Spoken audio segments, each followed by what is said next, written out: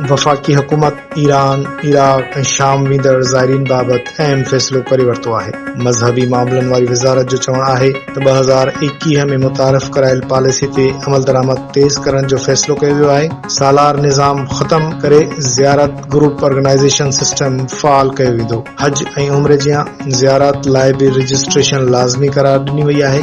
मज़हबी मामलनि वारी वज़ारत मूजिबि 585 कंपनियुनि मुकमल दस्तावेज़ जमा कराए छॾिया आहिनि। नईं कंपनी लाइ 10 अगस्त 2025 ताईं रजिस्ट्रेशन जी डेडलाइन मुक़रर कई वई आहे। असांखे भेरो ॿुधाईंदड़ त ईरान, इराक़ ऐं शाम वेंदड़ ज़ाइरीन बाबति हुकूमत अहम फ़ैसिलो कयो आहे। मज़हबी मामलनि वारी वज़ारत जो चवणु आहे त 2021 में मुतारिफ़ कयल पॉलिसी ते अमल दरामद तेज़ कयो वियो आहे। सालार निज़ाम ख़त्म करे ज़ियारत ग्रुप ऑर्गेनाइज़ेशन सिस्टम फ़ाल कयो वियो आहे। हज ऐं उम्रे जिया ज़ियारत लाइ बि रजिस्ट्रेशन लाज़मी करार ॾिनी वई आहे। मज़हबी मामलनि वारी वज़ारत मूजिबि 585 कंपनियुनि मुकमल दस्तावेज़ जमा कराए छॾिया आहिनि। नईं कंपनी लाइ 10 अगस्त 2025 ताईं रजिस्ट्रेशन जी डेडलाइन मुक़रर कई वई आहे।